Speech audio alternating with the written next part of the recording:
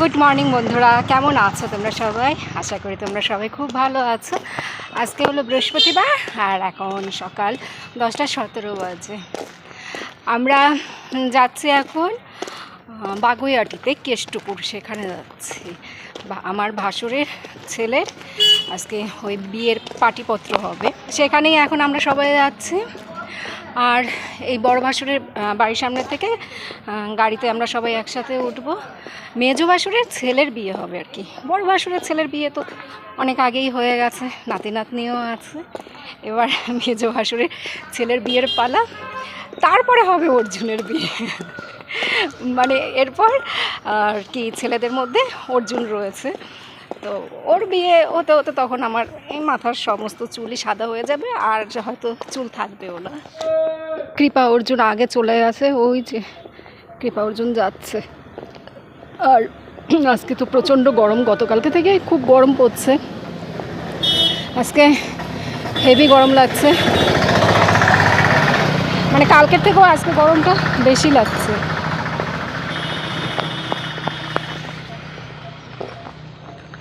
আমার বর আমার পেছনে এখন অনেকটা দূরে। আজকের দিনেরটা করে রাখি। এই যে আমাদের ব্লগার উঠছে বহুত কষ্ট করে। এই আমরা অর্জুনের বলছি কেন? হ্যাঁ দাও দাও দাও। না না, বদ্দা আসুক, বদ্দা আসুক।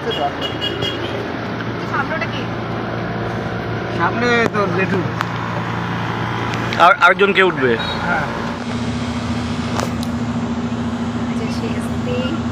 মেজদি তো কলকাতাতেই রয়েছে, মেজদি না চলেও গেছে এতদিন ধরে। আমার বিয়ে ঠিক হবে মনে হয়, সেই বাড়িতে চলে গেছে। ও মেজদি যেতে দেরি হবে। মেজদি বোনের বাড়ি, বোনের বাড়ি ওইখানে। বোনের বাড়ি হলো চিনার পার্কের ওদিকে, আর মেয়ের বাড়ি কেষ্টপুরে। ওরা ওইখান দিয়ে চলে যাবে। এখানে সেজদা আর টুপি মাথায়, সে হলো বড়দা, এই হলো মেজদা। মেজদারই ছেলের বিয়ে হবে। আর এই হলো ছদ্দি। আর এই তো অর্জুন, ওই আমার ভাগনা, মানে ছদ্দির ছেলে। এই বড়দি, বড় ননদ। তার পাশে কৃপা রয়েছে। এই কৃপা। এই ব্লগটা অনেক দিন আগের ব্লগ, বৈশাখের 2 তারিখে এই ব্লগটা করেছিলাম। ওই সময় কৃপার শরীর যেহেতু ভালো ছিল না, ওই জন্য আমি নিয়মিত ব্লগ করতাম না, আর ব্লগ আপলোডও করতাম না। কিন্তু এই দিন আমি ব্লগটা করেছিলাম, কারণ আজকে তো একটা স্পেশাল দিন, সেই জন্য আমি এই ব্লগটা করে রেখেছিলাম। ভাবলাম পরে যখন আবার আমি ব্লগ দিতে শুরু করব, তখন এই ব্লগটা তোমাদের সাথে শেয়ার করব। 12:20 বাজে, চলে এসছি আমরা। আরে সারা মানে রাজ্যের ওই, হ্যাঁ, ড্রেনের জল ওই খালের মধ্যে পড়ে। এই পাশে একটা খাল রয়েছে, সেই বলে যে জলটা একদম নোংরা। এই খালটা সেই সাপুরজি অব্দি চলে গেছে।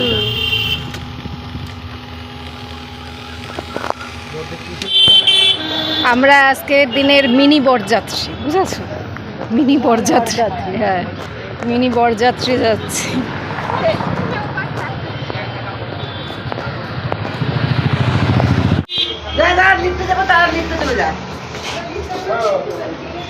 কয়তলায়? ও, তাহলে লিফট লাগবে না। অর্জুন গেছে?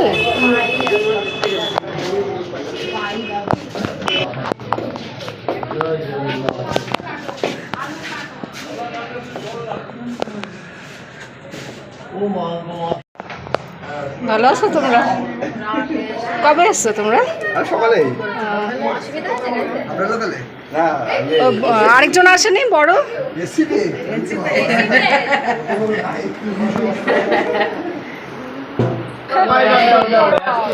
এই হলো রিয়া, আর ওই হলো প্রিয়া। ওই যে প্রিয়াই আমাদের ছেলের বউ হবে। এই যে তো মাথায় হাত দিয়ে শুধু ঘুরছে। রিয়া হলো গিয়ে ওর দিদি, আর এই হলো রিয়ার শাশুড়ি মা। রিয়া না, প্রিয়ার শাশুড়ি মা। আমার না ওদের নাম দুজনের নাম খুব গুলিয়ে যায়। আর এই হলো এই যে আমাদের বর, আমাদের ছেলে। এ কদিন পর বর হবে। এই এদিকে কি জানি ওর নামটা, এই দেখো ভুলে যাই। রিয়া না, প্রিয়া। এই তোমরা একটু দাঁড়াও দেখি। না কেন লজ্জা পাচ্ছিস? লজ্জা পাচ্ছে। পাটিপত্র হচ্ছে, ওগুলো কি কার্ডের মতো ওটার মধ্যে করে না?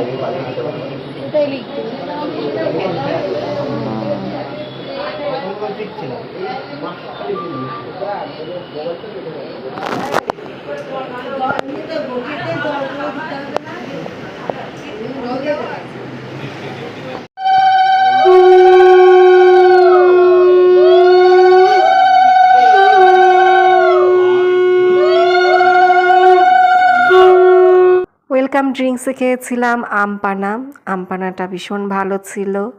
তারপরে একটু ফল খেলাম। এখানে তো অনেকটাই ফল দেখতে পাচ্ছ, তো আমরা ওই 3-4 জন শেয়ার করে খেয়েছিলাম। এদিকে পাটিপত্রের সমস্ত রকমের আচার নিয়ম চলছে, আর অন্যদিকে আমরা সবাই সেই তালে তাল মিলিয়ে টুকটুক করে মুখটাও চালাচ্ছি।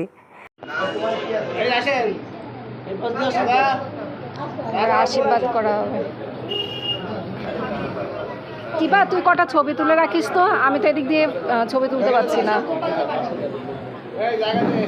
কটা তুলে রাখিস।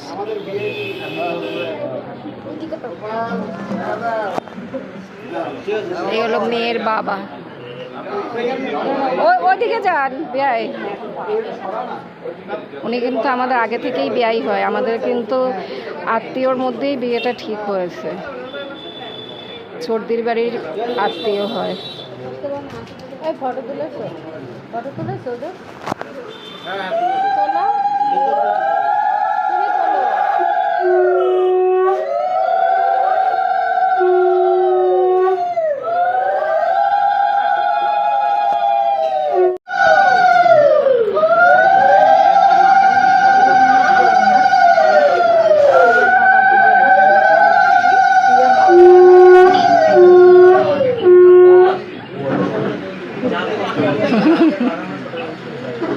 কোনটা খাবে তাই জিজ্ঞেস করছে।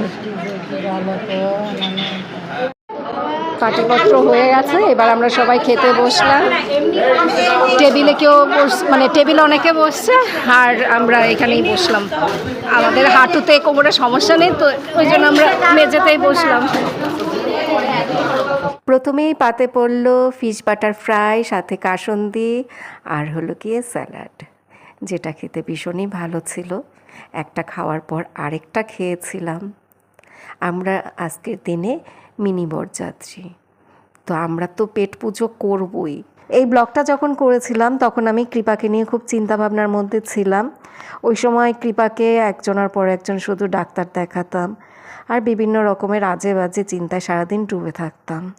ওই জন্যই তো আমি কোনো ব্লগ দেইনি বা ব্লগ করিও নি। কিন্তু আজকের দিনটাতে আমি হাসি খুশি থাকার চেষ্টা করেছি। আমার সমস্ত চিন্তাভাবনাগুলোকে আমি আমার ঘরে রেখে এসেছি। যেহেতু আমি আজকে 5 জনের সাথে বেরিয়েছি, নতুন একটা জায়গায় এসেছি, একটা শুভ কাজে এসেছি, সেই জন্য আমার চিন্তাভাবনাগুলোকে আজকে আমি এক সাইড করে সবার সাথে হাসি খুশিভাবে সময় কাটাচ্ছি। এই কারণেই সংসারটাকে একটা নাট্যমঞ্চ বলা হয়। আমরা থাকি একরকম, আর বাইরে দেখাই আরেক রকম। আর আজকের মেনু তো ফাটাফাটি মেনু ছিল। ফিশ বাটার ফ্রাই দিয়ে তো শুরু করলাম, তারপরে ছিল ভেজ ডাল, আলু পটলের তরকারি চিংড়ি মাছ দিয়ে, তারপরে গন্ধরাজ কাতলা, ভেটকি পাতুরি, মাটন কষা, চাটনি পাঁপড়, দই মিষ্টি রসগোল্লা, আইসক্রিম, কোল্ড ড্রিঙ্কস, এগুলো তো আছেই। হয়তো 2-1টা জিনিসের নাম আমি বলতে ভুলেও যেতে পারি, অনেক দিন আগে খেয়েছিলাম তো, এখন আর মনে করে সমস্ত কিছু বলতে পারছি না। কথায় বলে না, মানুষ খাওয়ার পরে সব ভুলে যায়, আমার অবস্থাও তাই হয়েছে। অনেক দিন আগে খেয়েছিলাম তো সব কিছুই ভুলে গিয়েছি। আমি মাটন কষা খাইনি, সেই জন্য আমাকে 2টো কাতলা মাছের পিস দেওয়া হয়েছে বড় বড়। মাছের পিসগুলো দেখো, একটা পিস আবার আমার ভাগ্নে জোর করে দিয়ে গেল। সমস্ত খাবার ক্যাটারিংয়ে অর্ডার দেওয়া হয়েছিল, সেখান থেকেই এসছে। রান্না খুব ভালো হয়েছে। আমাদের যে বৌমা হবে সেই বৌমার কিন্তু মা নেই। 2 বছর আগে ওদের মা মারা গিয়েছে। তো মা না থাকা সত্ত্বেও ওরা খুব সুন্দরভাবে অনুষ্ঠানটা অর্গানাইজ করেছে, দেখে ভীষণই ভালো লাগলো। ওরা 2 বোন খুব সুন্দরভাবে অনুষ্ঠানটাকে হ্যান্ডেল করেছে। আর আমরা তো এদিকে খাওয়া দাওয়া গল্প গুজব এসব নিয়ে খুবই ব্যস্ত।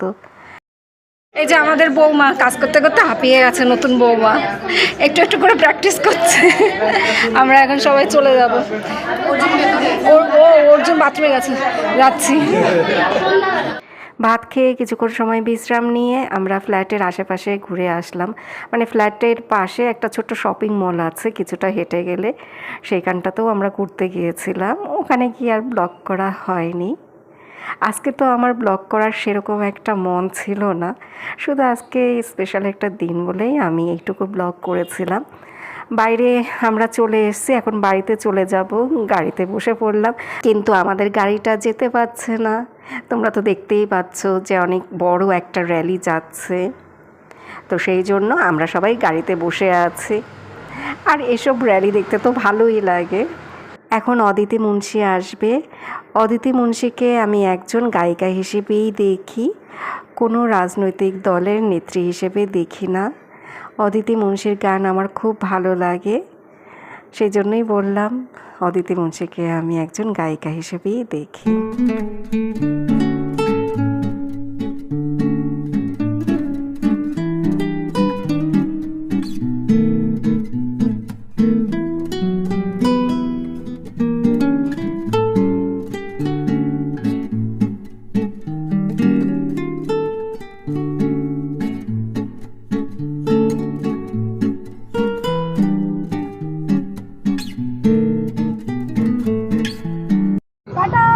টাটা।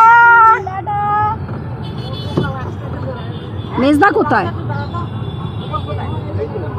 ও এই গোপাল।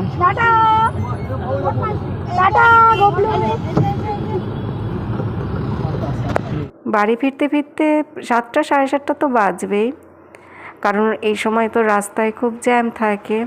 আর আমাদের বাড়ি তো সেই হাবড়া, কলকাতা থেকে হাবড়া যেতে অনেকটাই সময় লাগে। মাঝে মধ্যে মনে হয় আমাদের বাড়িটা যদি কলকাতার প্রপারে থাকতো তাহলে কত ভালো হতো।